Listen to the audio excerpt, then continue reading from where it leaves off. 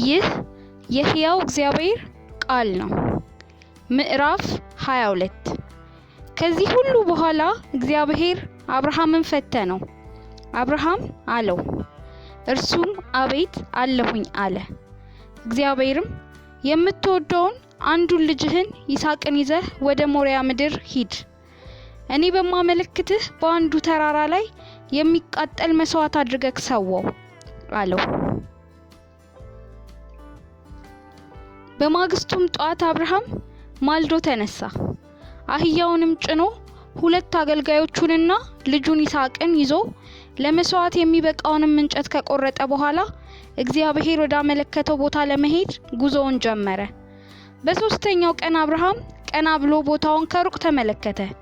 አገልጋዮቹንም እናንተ አህያውን ይዛችሁ እዚህ ቆዩን፣ እኔና ልጄ ግን ወደዚያ ሄደን ለእግዚአብሔር ሰግደን እንመለሳለን አላቸው። አብርሃምም ለሚቃጠል መስዋዕት የሚሆነውን እንጨት ወስዶ ልጁን ይስሐቅን አሸከመው። እሳቱንም ቢላዋውንም ራሱ ያዘ። ሁለቱም አብረው ሄዱ። ይስሐቅም አባቱን አብርሃምን አባቴ ሆይ አለው። አብርሃምም እነሆኝ አለሁኝ ልጄ አለው። ይስሐቅም እሳቱና እንጨቱ ይኸው፣ ነገር ግን የሚቃጠለው መስዋዕት የት አለ ብሎ ጠየቀ። አብርሃምም ልጄ ሆይ ለሚቃጠለው መስዋዕት የሚሆነውን በግ እግዚአብሔር ያዘጋጃል አለው። ሁለቱም አብረው ጉዟቸውን ቀጠሉ።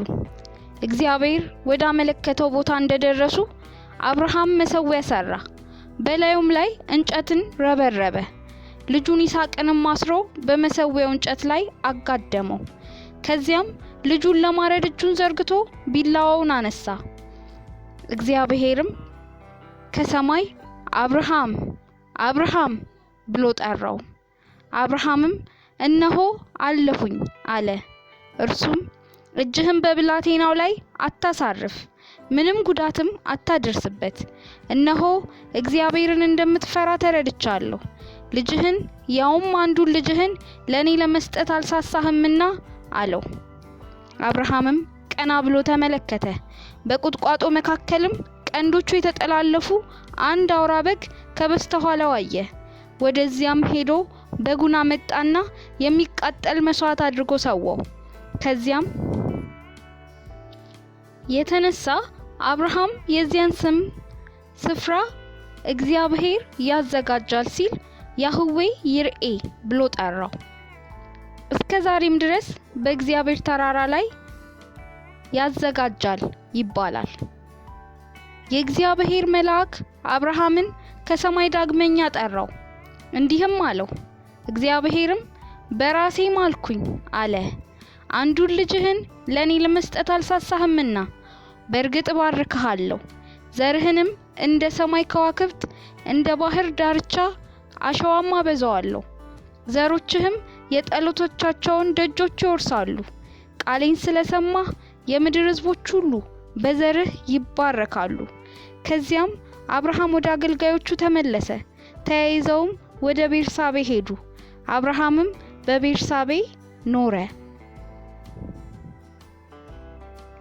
ከዚያም በኋላ እንዲህ ተብሎ ለአብርሃም ተነገረው፣ ሚልካም ደግሞ የልጆች እናት ሆናለች፣ ለወንድምህም ለናኮር ወንዶች ልጆችን ወልዳለች።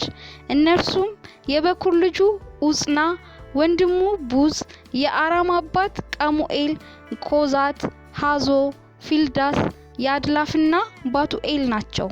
ባቱኤልም ርብቃን ወለደ። ሚልካ ለአብርሃም ወንድም ለናኮር የወለደችለት እነዚህ 8 ወንዶች ልጆች ናቸው። ከነዚህም ሌላ የናኩር ቁባት ሬናህ ደግሞ ጥባህ፣ ገሃም፣ ተሃሽና ሞክሳ የተባሉ ወንዶች ልጆችን ወለደችለት። ምዕራፍ 23 ሳራ 127 ዓመት ኖረች። በከነዓን ምድር በቂርያት አርባቅ ማለትም በኬብሮን ከተማ ሞተች። አብርሃምም ለሳራ ሊያለቅስና ሊያዝን መጣ። ከዚያም አብርሃም ከተቀመጠበት ከሚስቱ ሬሳ አጠገብ ተነሳ። ኬጢያውያንንም እንዲህ አላቸው፣ እኔ ለአገሩ እንግዳ ለሰውም ባዳ ሆኜ በመካከላችሁ የምኖር ነኝና ለመቃብር የምትሆን ቦታ ሽጡልኝ፣ የሚስቴንም ሬሳ ልቅበርበት። ኬጢያዊውም ለአብርሃም እንዲህ ሲሉ መለሱለት፣ ስማን ጌታዬ፣ አንተ እኮ በእኛ ዘንድ እንደ ኃያል መስፍን ነህ። ከመቃብር ቦታችን በመረጥከው ስፍራ ሬሳህን መቅበር ትችላለህ። ማናችንም ብንሆን የሞተብንን ሰው እንዳትቀብርበት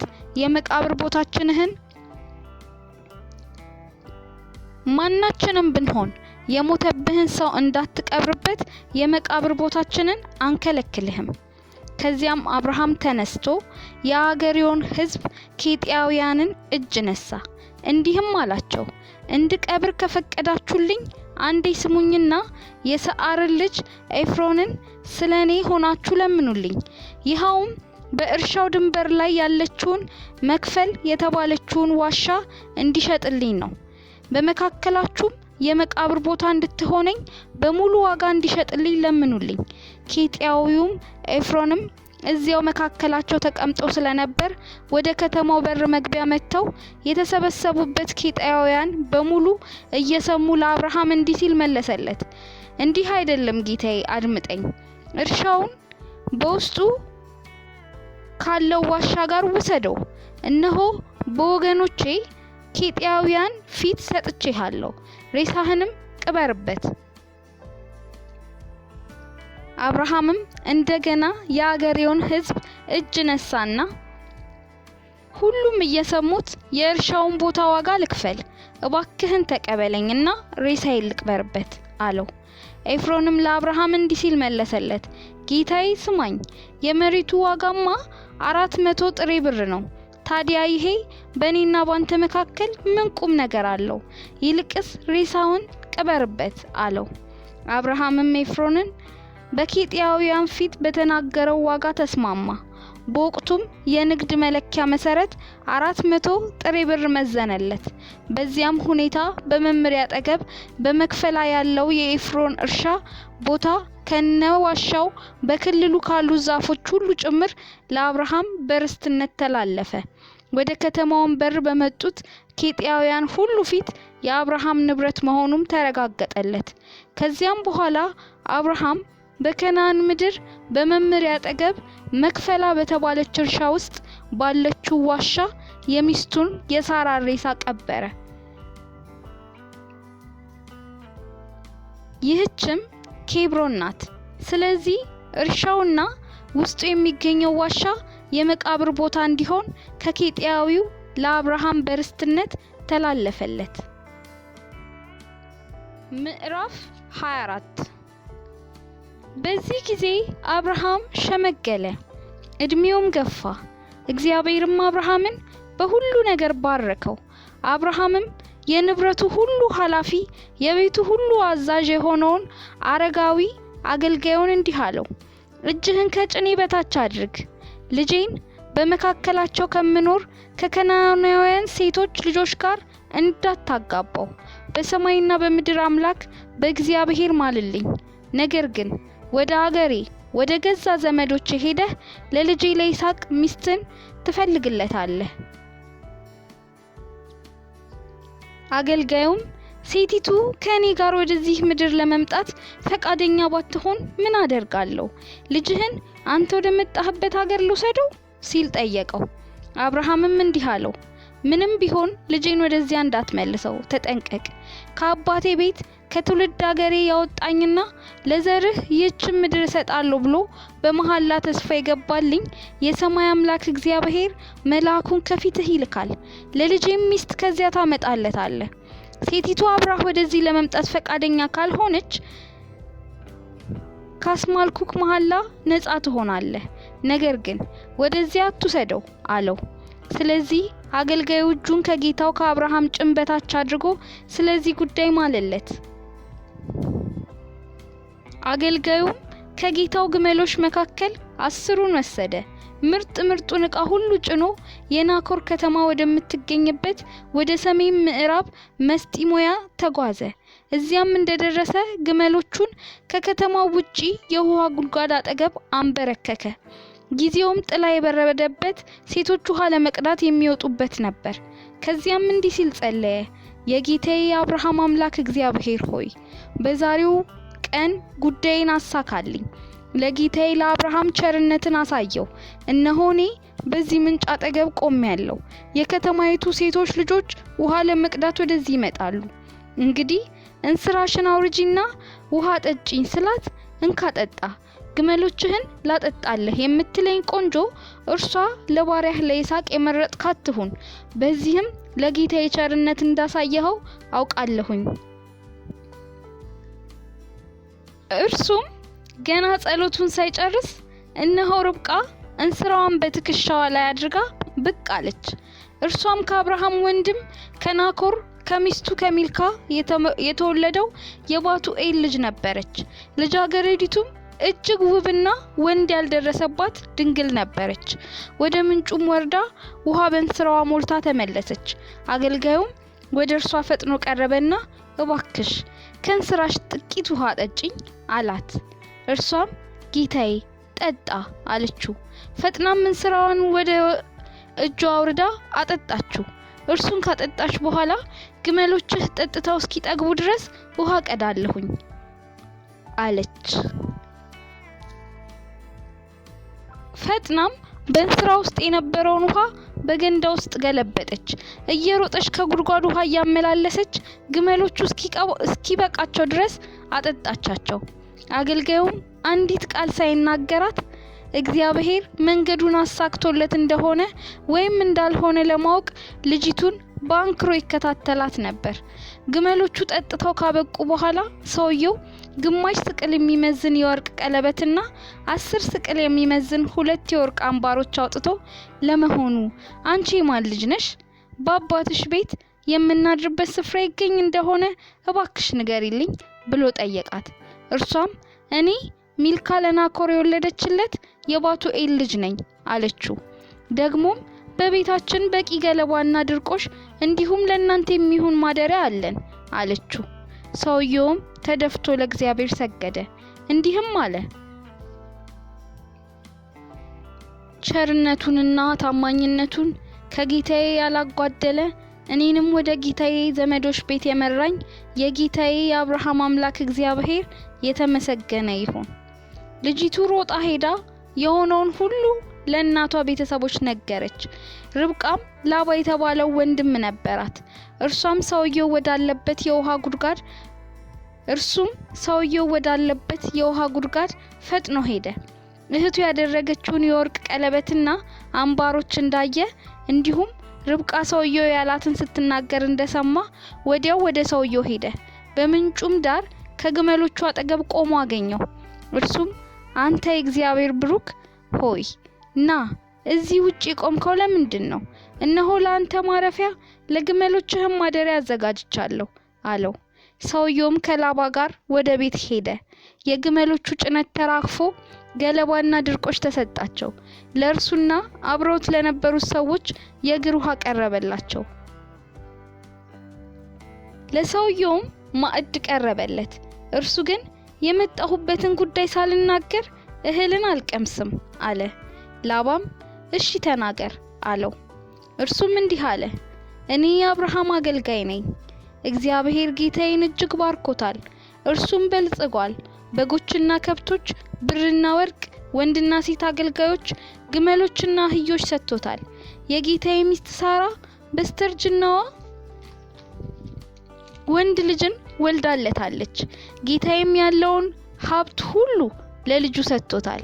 ጌታዬ እንዲህ ሲል አማለኝ፣ ከዚህ ከምኖርበት ሀገር ከከናናውያን ሴቶች ልጆች ልጄን እንዳታጋባው፣ ነገር ግን ወደ አባቴ ቤት ወደ ገዛ ወገኖቼ ሄደህ ለልጄ ሚስትን አምጣለት። እኔም ጌታዬን ሴቲቱ ከኔ ጋር ወደዚህ ለመምጣት ባትፈቅድስ ብዬ ጠየቅኩት። እርሱም እንዲህ አለ፣ አካሄዴን በፊቱ ያደረግኩት እግዚአብሔር መልአኩን ካንተ ጋር ይልካል። ከገዛ ወገኖቼና ከአባቴ ቤት ለልጄ ሚስት እንድታመጣለት መንገድህን ያቃናልሃል። ወደ ወገኖቼ ከሄድክ ከመሐላው የተፈታህ ትሆናለህ። እነርሱ እንኳን ልጅቱን አንሰጥም ቢሉህ ከመሐላው ንጹህ ትሆናለህ አለኝ። እኔም ዛሬ ወደ ውሃው ጉድጓድ ስደርስ እንዲህ ብዬ ጸለይኩኝ፣ የጌታዬ የአብርሃም አምላክ እግዚአብሔር ፈቃድህ ቢሆን የመጣሁበትን ጉዳይ አቃናልኝ። እነሆ በምንጩ አጠገብ ቆሜያለሁ። ውሃ ልትቀዳ የምትመጣው ኮረዳ በእንስራሽ ውሃ ጠጪኝ ስላት እሺ ጠጣ፣ ለግመሎችህ እቀዳላችኋለሁ የምትለኝ እርሷ እግዚአብሔር ለጌታዬ የመረጣት ትሁን። በልቤ የምጸልየውን ጸሎት ገና ሳልጨርስ ርብቃን ስራዋን በትከሻዋ ላይ አድርጋ ብቅ አለች። ወደ ምንጩም ወርዳ ውሃን ቀዳች። እኔም እባክሽ ውሃ ጠጪኝ አልኳት። እርሷም ፈጥናን ስራዋን ከትከሻዋ አውርዳ ጠጣ፣ ግመሎችህን አጠጣለሁኝ። እኔም ጠጣው፣ ግመሎቹንም አጠጣች። ለመሆኑ የማን ልጅ ነሽ ብዬ ጠየቅኳት። እርሷም ሚልካ ለናኮር የወለደችለት የባቱኤል ልጅ ነኝ አለችኝ። ከዚያም ቀለበቱን አደረኩላት፣ አምባሩንም በእጁ አስገባሁላት። ተደፍቼም ለእግዚአብሔር ሰገድኩኝ። ለጌታዬ ወንድም የልጅ ልጅ የሆነችው ቆንጆ ለጌታዬ ልጅ እንዳገኝለት በቀና መንገድ የመራኝን የጌታዬን የአብርሃምን አምላክ እግዚአብሔርን አመሰገንኩኝ። እንግዲህ አሁን ለጌታዬ በጎነትና ታማኝነት የምታሳዩ ከሆነ ሐሳባችሁን አስታውቁኝ፣ ካልሆነ ግን ቁርጡን ንገሩኝና የምሄድበትን ልወስን። ላባና ባቱኤልም እንዲህ ሲሉ መለሱ፣ ነገሩ ከእግዚአብሔር ስለሆነ በዚህም ሆነ በዚያ ምንም ማለት አንችልም። ርብቃ ይቻትልህ፣ ይዛሃት ሂድ። እግዚአብሔር እንደተናገረው ለጌታህ ልጅ ሚስት ትሁነው። የአብርሃም አገልጋይ ያሉትን በሰማ ጊዜ በምድር ላይ ተደፍቶ ለእግዚአብሔር ሰገደ። ከዚያም የወርቅ የብር ጌጣጌጥ እንዲሁም ልብሶች አውጥቶ ለርብቃ ሰጣት። ደግሞም ለወንድሟና ለእናቷ ከፍ ያለ ዋጋ ያላቸውን ስጦታዎች ሰጣቸው። እርሱና አብረውት የነበሩ ሰዎችም በልተው ጠጥተው እዚያው አደሩ። በማግስቱም ጧት ሲነሱ የአብርሃም አገልጋይ እንግዲህ ወደ ጌታዬ እንድመለስ አሰናብቱኝ አለ። ወንድሟና እናቷም ልጅቷ ከኛ ጋር ቢያንስ 10 ቀን ያህል ትቆይና ከዚያ በኋላ ልትሄድ ትችላለች ብለው መለሱ። እርሱ ግን እግዚአብሔር መንገዴን አቅንቶልኛልና አታዘግዩኝ፣ ወደ ጌታዬ እንድመለስ አሰናብቱኝ አላቸው። እነርሱም ለማናቸውም ልጅቱን እንጥራትና ትጠየቅ አሉ። ስለዚህ ርብቃን ጠርተው ከዚህ ሰው ጋር መሄድ ትፈቅጃለሽን ሲሉ ጠየቋት። እርሷም አዎን እሄዳለሁኝ አለች። ከዚያም እህታቸው ርብቃን ከሞግዚቷ ጋር እንዲሁም የአብርሃምን አገልጋይና አብረውት የነበሩትን ሰዎች አሰናበቷቸው። ርብቃንም እንዲህ ብለው መረቋት፣ እህታችን ሆይ እልፍ አእላፍ ሁኚ፣ ዘርሽ የጠላቶችሽን ደጅ ይውረስ። ከዚያም ርብቃ አገልጋዮቿ ተዘጋጁ፣ ግመሎቻቸው ላይ ወጥተው ሰውየውን ተከተሉት። በዚህ ሁኔታ አገልጋዩ ርብቃን ይዟት ሄደ። በዚህ ጊዜ ይስሐቅ በኔጌብ ይኖር ስለነበር ከብኤር ላይ ሮኢ መጥቶ ነበር። እርሱም አንድ ምሽት ላይ በጥሞና ለመቆየት ወደ መስክ ወጣ አለ። ቀና ብሎ ሲመለከትም ግመሎች ከሩቅ ሲመጡ አየ። ርብቃም እንደዚሁ አሻግራ ስትመለከት ይስሐቅን አየች። ከግመሉም ወረደች። አገልጋዩንም ይህ ሊገናኘን በመስኩ ውስጥ ወደዚህ የሚመጣው ሰው ማን ነው ስትል ጠየቀችው። አገልጋዩም ጌታዬ ነው ብሎ መለሰላት። እርሷም መሸፈኛዋን ተከናነበች። አገልጋዩም ያደረገውን ሁሉ ለይስሐቅ ነገረው። ይስሐቅም ርብቃን ወደ እናቱ ወደ ሳራ ድንኳን ይዟት ገባ፣ አገባትም፣ ሚስትም ሆነችው። እርሱም ወደዳት። ይስሐቅም ከእናቱ ሞት ተጽናና። ይህንን እያዳመጣችሁ ያላችሁ እግዚአብሔር ይባርካችሁ። ለሌሎች እንዲደርስ ሰብስክራይብ፣ ላይክ፣ ሼር አድርጉ። መልካም ጊዜ